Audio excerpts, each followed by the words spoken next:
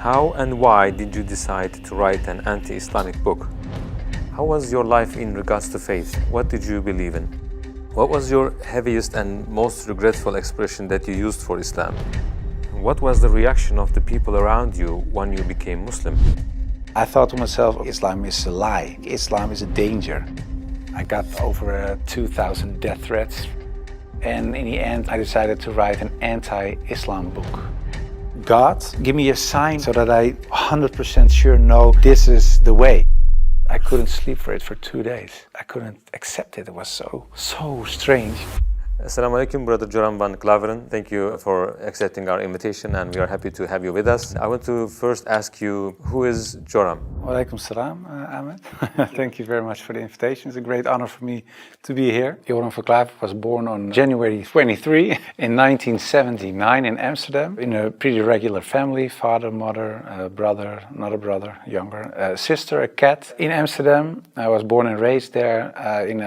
We're a practicing Protestant family. After I finished high school, I studied comparative religion. I was a teacher for a few years. There happened a lot of things in the Netherlands, especially in my life. Also, when I look at the bigger picture when it came to Islam, I became politically active for the Freedom Party. I became a member of parliament. And in the end, I decided to write an anti-Islam book, which started as an anti-Islam book, changed into this search for God, and it ended up me becoming a Muslim.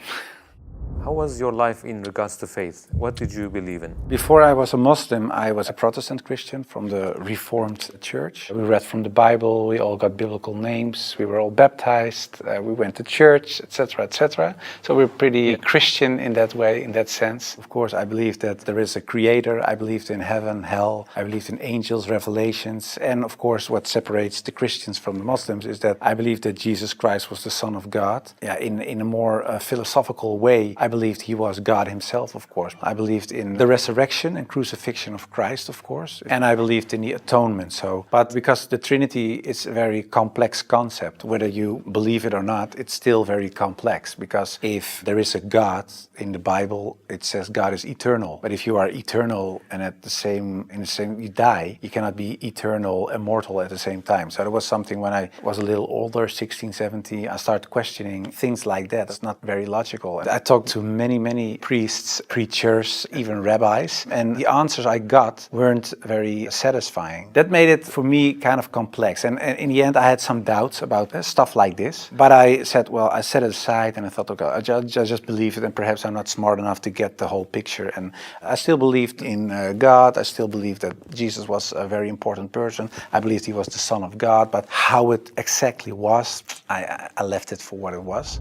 How and why did you decide to write an anti-Islamic book? After high school, I went to university and I did comparative religion. And the remarkable thing, I think, was that the first day of me going to college was September 11, 2001. Already thought, okay, these Muslim guys are kind of crazy and this religion isn't the truth. Then a few years later was this guy in the Netherlands called Theo van Gogh, Theo van Gogh. He was a famous filmmaker and he was killed in the street. He was shot and they tried to slit his throat and they put a knife in his stomach with a letter on it for another girl, Ayaan Hirsi Ali, and it said, "You are next." So it strengthened my anti-Islam feelings in such a way that I thought, well, I have to become politically active to do something and stop this evil of harming our country. You started politics because of Islam. Yeah, and that really had to do with Islam. That was the reason that I wanted to write a book, to explain to people why Islam was a danger for the world. When I was writing my book, like I said earlier, the questions, the doubts I had about Christianity popped up again. And that was about truth, of course, because I was a believing Christian guy. And yeah, the Christian questions I had in the end were answered in an Islamic way. Because, of course, when I started writing the book, a lot of people think that it was a political book. But it wasn't so much a political book, it was a religious book, because I wanted to show people why Islam was a danger as a religion, and I wrote it from a Christian perspective. So in the beginning I made a comparison between the Christian concept of God and the Islamic concept. So I started comparing it. But because I had these doubts about the Trinity and I saw Tawheed, the oneness of God in Islam, I thought, yeah, it sounds a little bit more logical. And then I thought to myself, well, I reread the Bible to refresh myself, to see, okay, why isn't the concept of Islam, the Tawheed concept, isn't isn't the Christian concept. But when I was reading the Old Testament and I saw what the Old Testament prophets said, it was one God, one God, one God. And then I thought, okay, I'll look only at the words of Jesus Christ in the New Testament. And then there's this story in the New Testament where a guy comes to Jesus and he asks him, what is the most important thing in life? How can I gain paradise? And he says there are two things. He says, hear, O Israel, hear your God is one. Treat your neighbor as you want to be treated yourself. So I thought, well, even Jesus Christ says, hear, O Israel, your God is one. So I thought, well, this whole Muslim concept of God sounds more logical, and it's the same concept that I find in the Old and the New Testament. And I know Christianity as a religion teaches something else, but it isn't the concept of God that I find in the Bible. So after weeks and weeks of study, rereading all kinds of books, I thought to myself, okay, perhaps this oneness of God is something that is true. So that's how it started.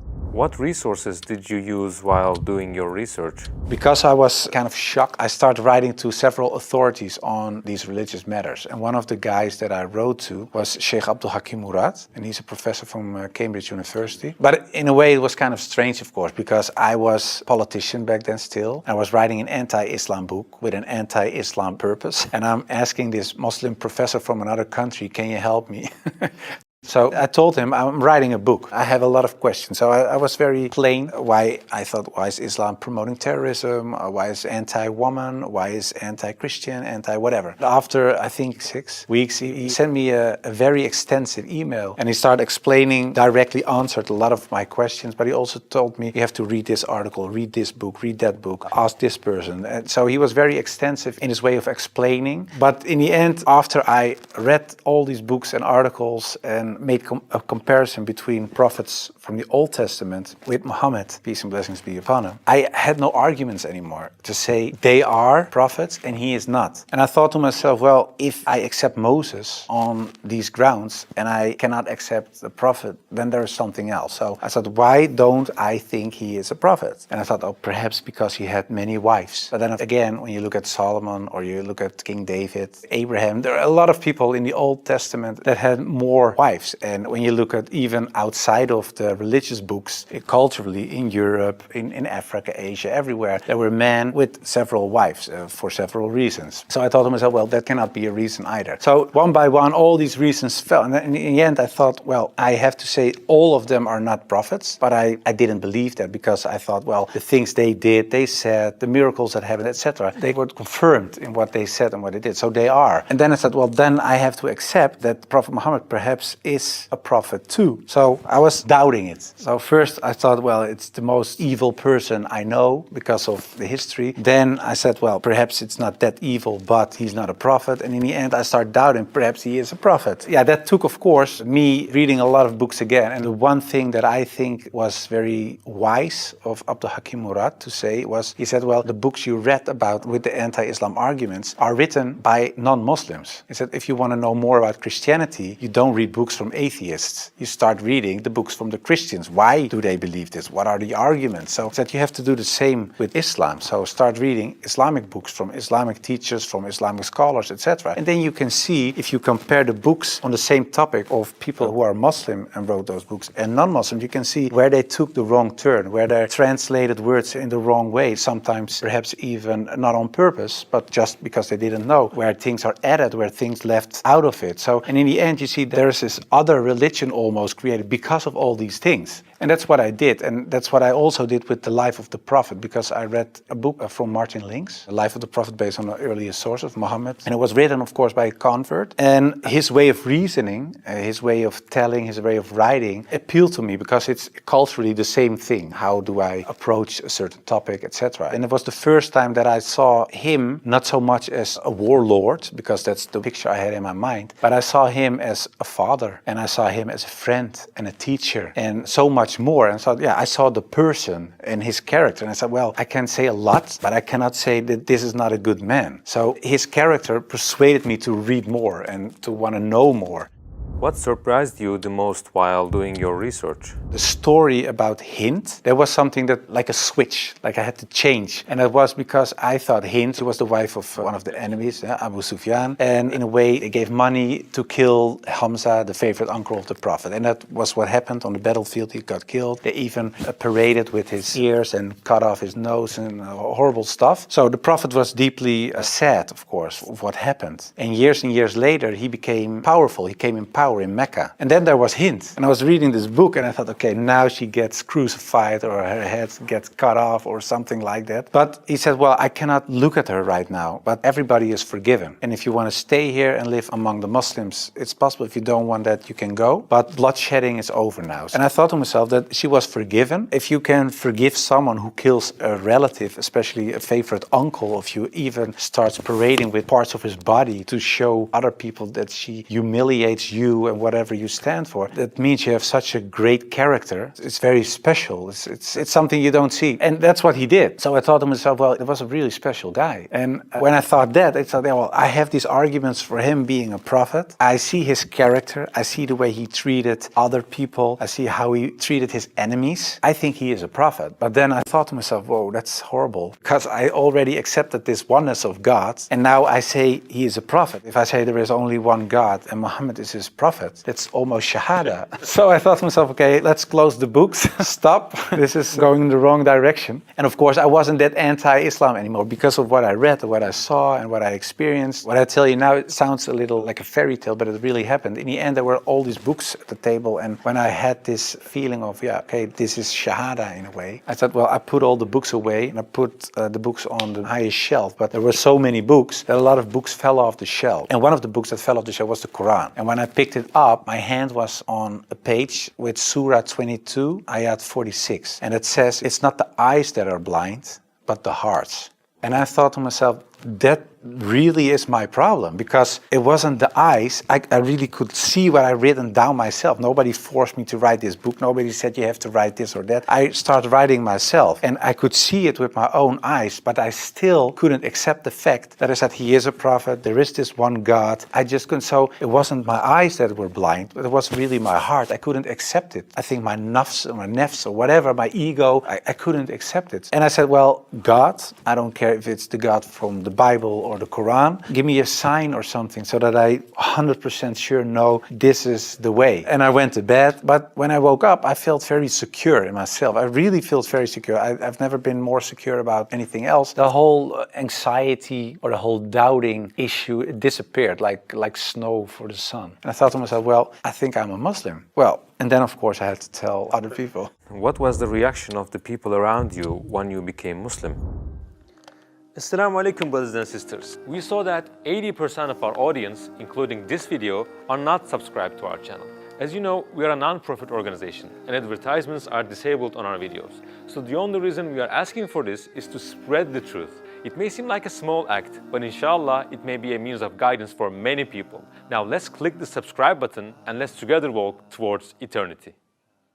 What was the reaction of the people around you when you became Muslim? Most of them were very negative, of course. For a lot of people, especially some uncles and aunts, it was kind of a shock. They heard it when it was on the news. I told my mother and my mother started crying. And my wife was pretty open. Yeah, she was very cool about it. She said, well, if Islam is what you really believe and that's in your heart, who am I? And yeah, some people from my old work were really aggressive. I got over 2,000 death threats from people who used to support me, of course. People who voted for me. People said the most horrible things. We will rape your wife, shoot you, we know where your children go to school, stuff like that. And most of them, of course, is nonsense because they're crazy people writing things on their computer. So it was kind of a hectic time. And I had to tell my work, of course, and it was this Christian organization. So to say, the leader of the pack, he said, I can't believe it. And he said, well, I noticed this change when you talked about certain topics on radio. You were kind of a little more mild, not so harsh anymore, but you becoming a Muslim? And after I said, yeah, I became Muslim, he said, I couldn't sleep for it for 2 days.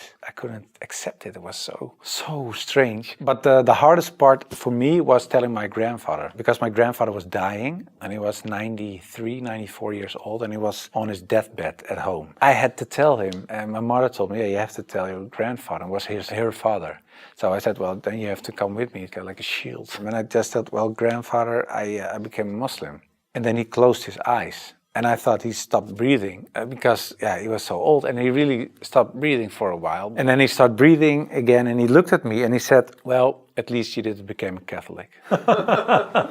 So it was very funny. The last thing, and my old boss from the radio, he said, well, how do we know that you're not becoming Hindu one day or something else? And I told him, well, I never chose a religion. One time, and it was when I became a Muslim. Before that, I didn't choose my religion. I was born in a Christian family. I was raised in a Christian way. And I'm very grateful for all the good things that it brought me. But it was not my decision. And the only time I made a decision was me becoming a Muslim. And it was the most, like I said, I think the most important decision I made. And it was the most rational decision I made. I never took years and years to decide one thing, only becoming a Muslim. How did you feel when you made your first salah? It's, of course, a beautiful moment, but very strange as well. Because as a Christian, you're not used to pray like that. You pray with your hands together and perhaps on your knees in front of your bed or something. But I think it's very beautiful that you really prostrate. So you really bow down in the deepest way for your Lord. So that's a very humbling, beautiful thing, I think. And that, yeah, it made me feel very happy. What were the 3 biggest challenges you faced when you converted to Islam? Well, becoming a Muslim, of course, was a big challenge because I had to tell the world and family, and that was a big challenge. The part of thinking that it would be very hard to become a Muslim because, especially as a Protestant Christian, there aren't so many things you have to do in a religious sense. As a Muslim, in terms of practice, so it is required to pray 5 times a day. It's required to eat in a certain way. It is required to think in a certain way. You have to be the best in a way every moment because of your relation with your Creator and because of the fact that you have to pray 5 times a day. It's a constant reminder in a way of the Creator. So that makes you much more aware of the fact that you have a Lord than as a Christian. That's how I experienced it. And I thought to myself, whoa, 5 times a day praying, I cannot do this, I cannot do that, I have to do.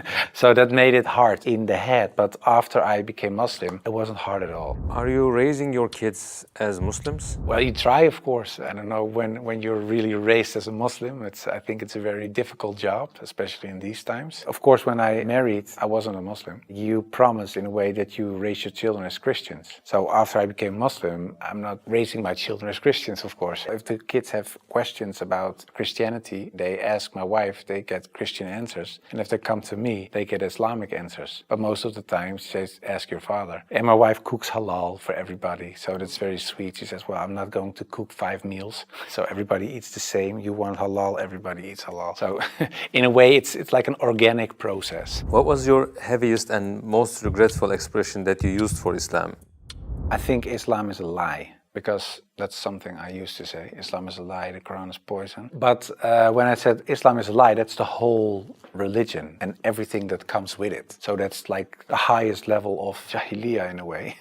Yeah, that's something I regret because it was like an umbrella and everything else was under this concept of Islam is a lie because that was the core thought. And of course, I do blame myself, and I know there are a lot of people out there not practicing Muslims that do so. And in a way, I understand it because in a political sense and in a social, cultural sense, everything I said and done is still there. I sometimes even hear arguments from people in my old party that I offended in a way. Yeah, that's something that bothers me, and that's one of the reasons that we founded an organization. It's called the IXC, Islam Experience Center, and we go to schools, primary school, high school, college, universities, but also to departments of the government, other social organizations, churches, to take away misconceptions about Islam, to share the message, to show Islam in its true colors. And we do it by virtual reality with the glasses, so it's a very fun experience as well. And we try to erase in a way the things I said and done in the past. How should people research about Islam? Do you advise just searching at Google? No, I would certainly not advise Google. It's the last thing I would advise. I said shut down the computer. No, I think it's very important that people read books, real books with pages and stuff. I would recommend Muhammad, His Life Based on the Earlier Sources of Martin Links, the book I talked about earlier. It's a green book. And I think it's very important for people not just dive into the Quran, because it's a very complex book. And if you don't have anybody who can teach you what you read, especially most of the people who don't know anything about Islam are not fluent Arabic, classic Arabic speaking people.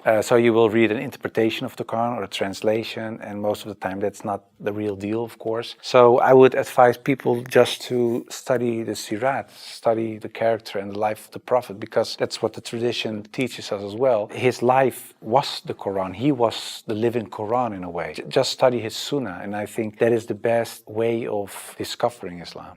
What would you like to say as your final comments? I became much more happy after I became Muslim. So I would like to invite everybody to become Muslim, just because it brings peace to your soul and peace to your heart. It is the truth. It resonates with heart and soul. At least look at it from an Islamic perspective. Try to read and study the life of the Prophet. Try to understand what the Muslims believe. Not so much the behavior of Muslims, because there are a lot of Muslims that don't live like Muslims, including myself. I don't always live like a Muslim. I should, we all do, but you should look at the example of all examples, and it was the Prophet. And if you study his life, perhaps you find guidance that leads you to the truth.